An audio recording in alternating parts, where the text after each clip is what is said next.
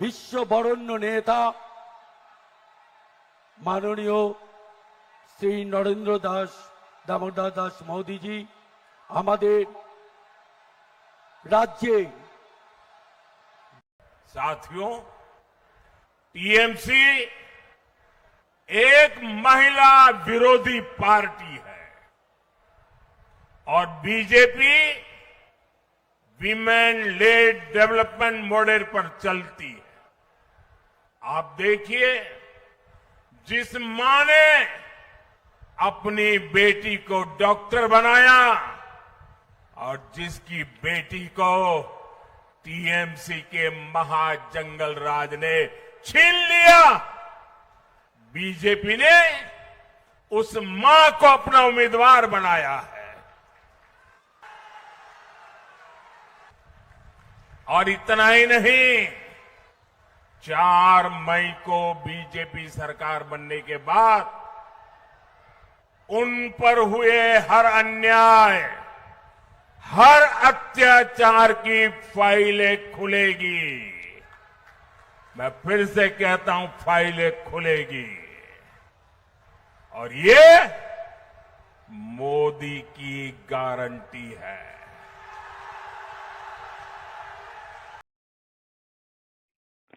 আমার সঙ্গে এই মুহূর্তে রয়েছেন সন্ময় ব্যানার্জি, যিনি পানিহাটিতে গতবার বিজেপির প্রার্থী হয়েছিলেন। সন্ময় বাবু, আজকে তো আপনাদের ওখানে নরেন্দ্র মোদী একটা সভা করেছেন, অভয়ার মা যেখানে প্রার্থী হয়েছেন। আপনি কি বুঝছেন কি হবে রেজাল্ট ওখানে? না দেখুন, শফিকুল, আমি পরিষ্কার বলছি যে এটা জেতার মতো জায়গায় রয়েছেন অভয়ার মা রত্না দেবনাথ।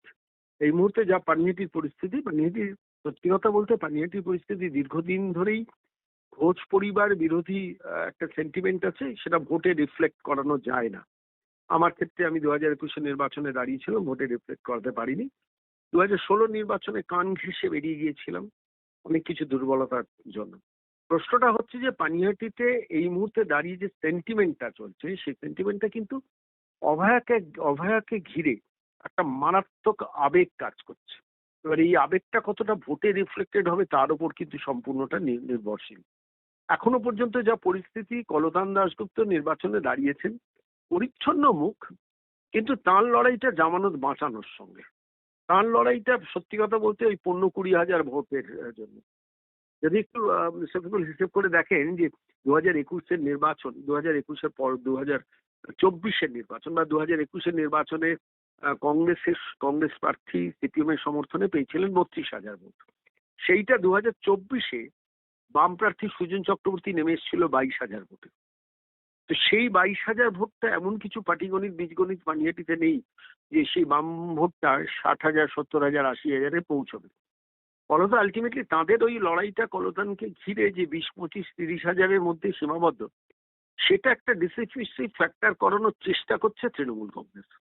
এবার প্রশ্নটা হচ্ছে, বাম সমর্থকরাও কিন্তু পানিহাটিতে ইতিমধ্যে বুঝতে পেরে গেছেন যে কলতান দাশগুপ্তর হয়ে বুথে বসলো ভোটটা কলতান দাশগুপ্তকে দিলে আমার প্রার্থীর জামানতটা বড় জোর বাঁচতে পারে, কিন্তু তাতে তৃণমূলের অ্যাডভান্টেজ হবে।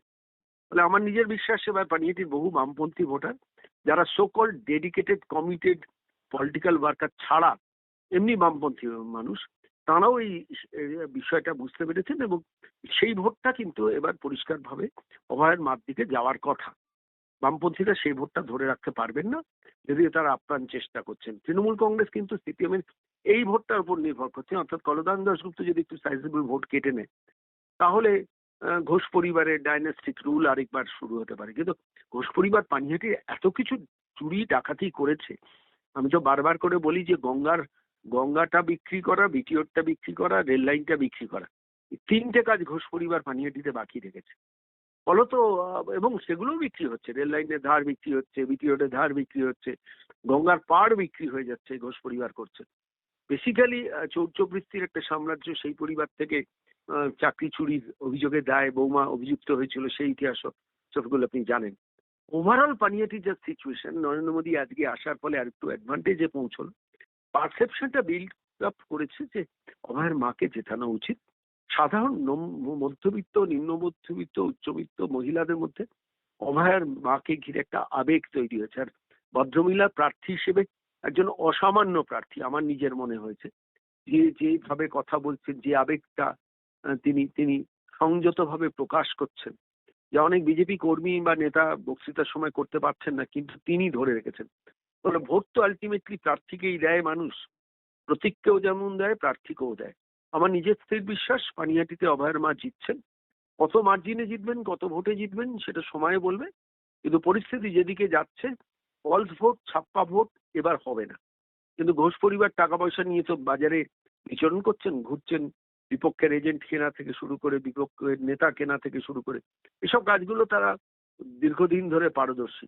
সেই কাজগুলো শেষ মুহূর্তে করবেন। ইতিমধ্যে অভিষেক বন্দ্যোপাধ্যায় রোড শো করে গেছেন, মমতা বন্দ্যোপাধ্যায় সভা করে গেছেন, নরেন্দ্র মোদী আজকে সভা করে গেলেন। আমি জানি না এর মধ্যে আরো কেউ আসবেন কিনা, হয়তো শুভেন্দু অধিকারী পৌঁছচ্ছেন শেষ মুহূর্তেও। ফলত পরিস্থিতি পানিহাটির যে সমীকরণ এই মুহূর্তে দাঁড়িয়ে, উত্তাপ প্রচন্ড, কিন্তু সেই উত্তাপের একদম মধ্য গগনে রয়েছেন অভয়ের মা রত্না দেবনাথ। আমার বিশ্বাস তিনিই জিতবেন শেষ পর্যন্ত। সন্ময়বাবু, আপনি তো পানিহাটির বাসিন্দা, মানে অনেকে তো বলছেন যে এটা পানিহাটির মানুষের বিবেকের লড়াই, যে দলই করুন, যে পার্টি করুন। একটা আরজি করে এরকম একটা ঘটনা ঘটলো যেটাকে নিয়ে গোটা রাজ্য উত্তাল হলো, মা বোনেরা বিশেষ করে রাস্তায় নামলেন, রাত জাগলেন।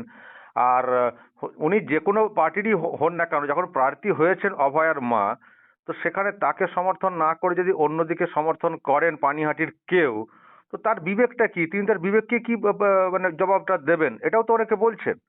দেখুন সফিকুল, সারা পৃথিবীর মানুষ কিন্তু তাকিয়ে আছে। সারা পৃথিবীর যে উনি একটি দলের হয়তো প্রার্থী হয়েছেন, কিন্তু এখানে দলটা কোনো ম্যাটার করে না, মানে এমন একটা বিষয়। আমি আবারও বলছি, দলটা ম্যাটার করে না। যে ঘরে কন্যা আছে সে ঘরের ভোট অভয়ের মার বাইরে যাওয়া উচিত নয়। যে ঘরে মহিলা আছেন সে ঘরে অভয়ের মার বাইরে যাওয়া উচিত নয়। আমি আর একটা অবাক হয়েছি শর্মাইদা, আমি ভেবেছিলাম যে অভয়ার মা যখন ওখানে প্রার্থী হয়েছেন, হয়তো মমতা ব্যানার্জি, অভিষেক ব্যানার্জিরা ওনারা ওখানে প্রচারেও যাবেন না, কারণ গেলেই বিরুদ্ধে কথা বলতে হবে। ওনারা তো ওনাদের সেই নোংরা রাজনীতি যেটা করার সেটা ওনারা করে যাচ্ছেন। কিন্তু পানিহাটির মানুষকে তো ভাবতে হবে যে কে সামনে দাঁড়িয়েছেন, মানে প্রতীক যাই থাক না কেন, মানুষটাই তো একটা প্রতীক। তো সেখানে পানিহাটির মানুষের এটা কিন্তু অগ্নি পরীক্ষা। আমি বলছি অগ্নি পরীক্ষা। কি জবাব দিবেন পানিহাটির মানুষ যদি অভয়ার মা ওখানে জিততে না পারেন একটা বিরাট মার্জিনে? পানিহাটি পরিচয় কি দেবে অন্য জায়গাতে? এক্স্যাক্টলি। এবং মমতা বন্দ্যোপাধ্যায় বা অভিষেক বন্দ্যোপাধ্যায় উচ্চ কণ্ঠে বলতে পারবেন অভয়ার মৃত্যুটা মৃত্যু নয়। বলবেন যে অভয়ার মৃত্যুটা এমন কি, ওটা তো আরো 10টা। তারপরে যদি অভয়ার মা ওখানে হেরে যান তাহলে কোনটা এস্টাবলিশ হচ্ছে, কি এস্টাবলিশ হবে তাহলে?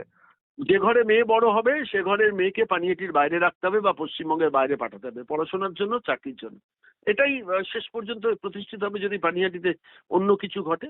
কিন্তু আমার নিজের বিশ্বাস পানিহাটির অধিকাংশ মানুষ, আমি বলছি যে ঘরে মা বোনেরা নেই, হয়তো কোনো ব্যাচেলার মানুষও জীবনযাপন করেন, তিনিও কিন্তু বুঝতে পারছেন, বোঝার চেষ্টা করছেন এই মুহূর্তে দাঁড়িয়ে। আমি বহু মানুষের সঙ্গে কথা বলি, এটা শফিকুল আপনাকে বলছি, সেটা হচ্ছে যে মানুষের সেন্টিমেন্ট কিন্তু এখন পুরোটাই রত্না দেবনাথকে ঘিরে, পুরোটাই অভয়ের মাকে ঘিরে, এবং সেটা ভোটে রিফ্লেকশন হওয়ার সময়ের অপেক্ষা। এবারে পানিহাটির মানুষের one and only choice Ratna Debnath. Okay, অসংখ্য ধন্যবাদ ফোন লাইনে থাকার জন্য। ধন্যবাদ শফিকুল, ভালো থ্যাংক ইউ।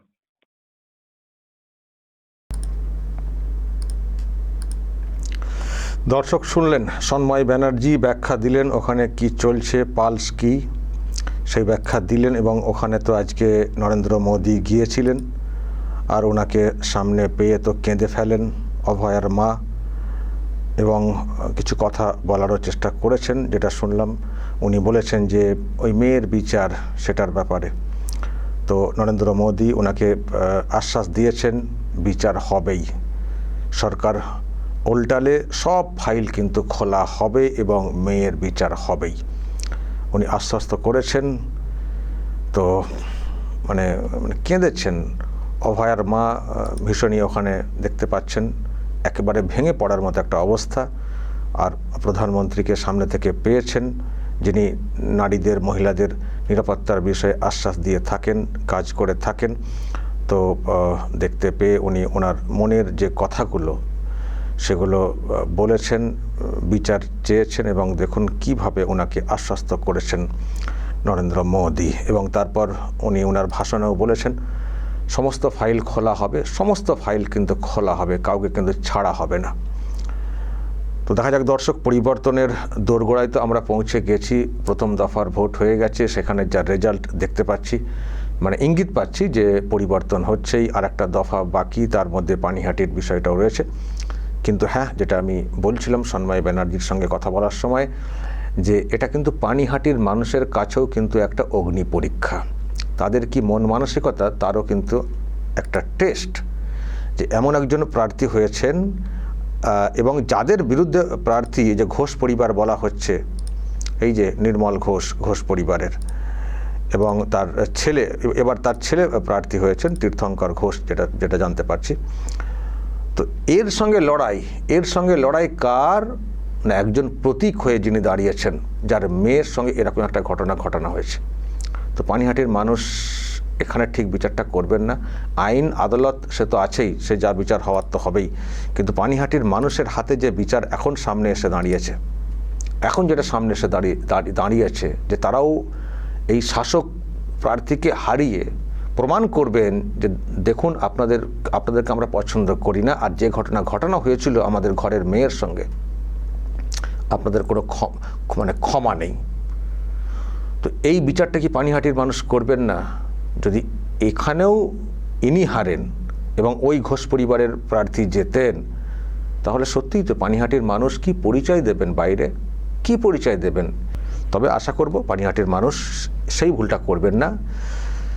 যেটা নিয়ে প্রশ্ন তৈরি হবে, তারা নিশ্চয়ই ঐক্যবদ্ধ হচ্ছেন জবাব দেওয়ার জন্য। দর্শক বলবেন যা বলার এবং নজর রাখবেন আরামবাগ টিভিতে।